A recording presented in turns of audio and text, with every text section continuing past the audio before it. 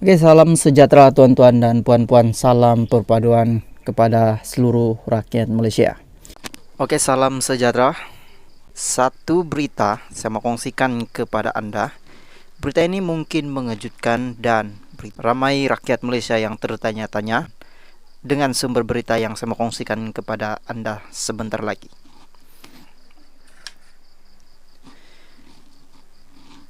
Oke, berita ini daripada Berita Harian. SPRM beku akaun bersatu. Kuala Lumpur, Suruhanjaya Pencegah Rasuah Malaysia SPRM membekukan beberapa akaun milik Parti Bersatu baru-baru ini. Ahli Majlis Pemimpin Tertinggi MPT Bersatu Dr. Muhammad Faiz Naaman mengesahkan pembekuan akaun berkenaan. Saya boleh sahkan perkara itu, namun maklumat terperinci tidak dapat saya kongsi buat masa sekarang. Ahli MPT dimaklumkan perkara ini beberapa hari lalu. Katanya kepada Bah dihubungi hari ini.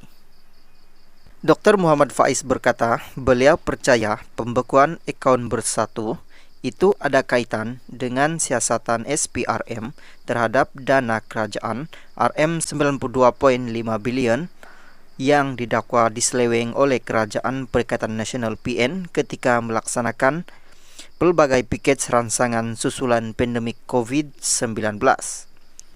Beliau berkata setakat ini semua pemimpin PN dalam pemukiman di Terengganu dan tidak ada sebarang maklumat atau panggilan mesyuarat untuk membincangkan perkara itu. Sementara itu, Ketua Suruhanjaya Pencegah Rasuah Malaysia SPRM Tan Sri Azam Baki mengesahkan SPRM sudah membekukan akaun bersatu. Beliau berkata akaun terbabit dibekukan untuk membantu siasatan ke atas wang yang disaki daripada hasil haram prosidis.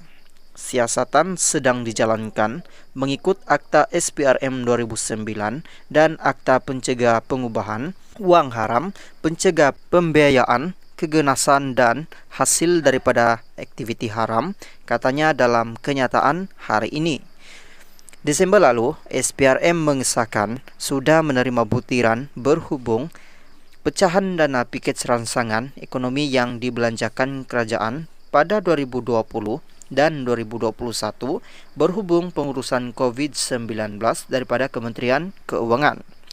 SPRM dalam kenyataan berkata, fokus siasatan kini adalah terarah kepada RM92.5 bilion membabitkan dana kerajaan daripada nilai dakwaan penyelewengan yang perbelanjaan negara yang dianggar hampir 600 bilion. Terdahulu, Marzuki Muhammad yang juga bekas Ketua Setiausaha Sulit kepada Perdana Menteri Tan Sri Muhyiddin Yassin menyiarkan penyata akaun bersatu bagi tahun 2020 dan 2021 yang sudah diaudit. Bagi yang tuduh, Bersatu terima RM4 bilion dari RM92.5 bilion dana piket rangsangan ekonomi boleh dilihat penyata akaun parti tahun 2020 dan 2021 yang telah diaudit. Akaun yang diaudit ini telah dibentangkan dalam Perhimpunan Agong Tahunan Bersatu. Ia sudah difailkan di Pejabat Pendaftaran Pertubuhan ROS dan merupakan dokumen awam. Tak boleh tipu punya katanya. Beliau berkata, penyataan keuangan Bersatu 2022 itu akan dibentangkan dalam Perhimpunan Agong Tahunan Bersatu pada Mac depan. Tan Sri Muhyiddin Yassin menjadi Perdana Menteri pada 1 Mac 2020 dan letak jawatan pada 16 Ogos 2021 jika RM4 bilion masuk dalam akaun Bersatu selepas beliau letak jawatan. Hebat betullah Bersatu. Untuk rekod, UMNO ada RM192 juta ketika akaun parti itu dibekukan pada tahun 2018.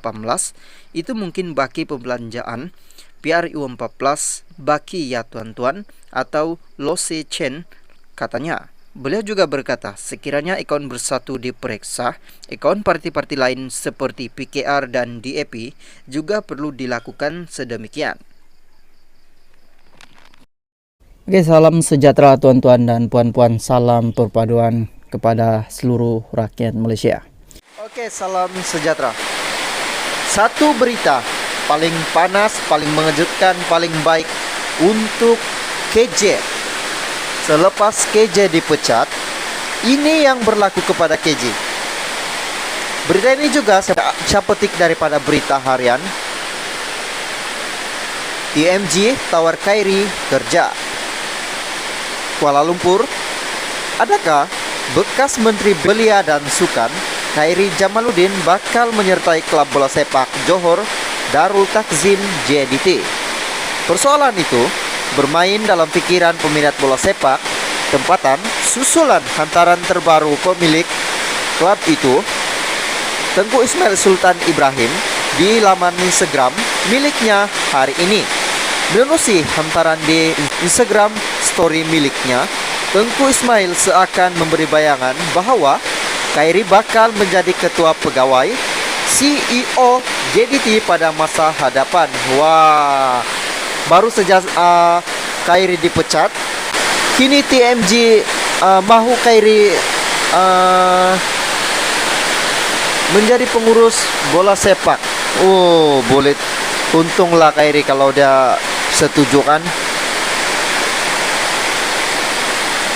Bakal CEO, ketua pegawai JDT dan penasihat Belia Johor, tulis Tengku Ismail yang turut memuat naik gambar beliau bersama Khairi. Kenyataan Tengku Ismail itu menghangatkan lagi suasana ketika Khairi yang juga bekas ketua pemuda UMNO dilaporkan dipecat dari parti itu. Bagaimanapun tidak mustahil bayangan yang diberikan Tengku Ismail itu menjadi kenyataan dengan Khairi dilihat memiliki ciri-ciri kepimpinan yang tinggi selain berpengalaman sebagai Menteri Belia dan Sukan. Sementara itu, Khairi turut membalas hantaran itu di Instagram rasmi beliau dengan gambar yang sama bersama baginda dengan komen "One Dode Close, Outer will open, rezeki di tangan Tuhan." Bekas Menteri Kesihatan dan Menteri Sains, Teknologi dan Inovasi itu pernah menjadi Menteri Belia dan Sukan pada Mei 2013 sehingga Mei 2018. Khairi yang juga bekas ketua pemuda UMNO itu dipecat daripada UMNO semalam. Setiausaha Agong UMNO, Datuk Seri Ahmad Maslan, dilaporkan mengesahkan Khairi Jamaluddin dan bekas ahli parlimen Tanjung Karang, Tan Sri Noh Omar, dipecat daripada UMNO. Beliau dilaporkan berkata kedua-duanya dipecat parti disebabkan pelanggaran disiplin parti mengikut pelembagaan UMNO kerana kesalahan ketika pilihan raya umum ke-15 PRU 15.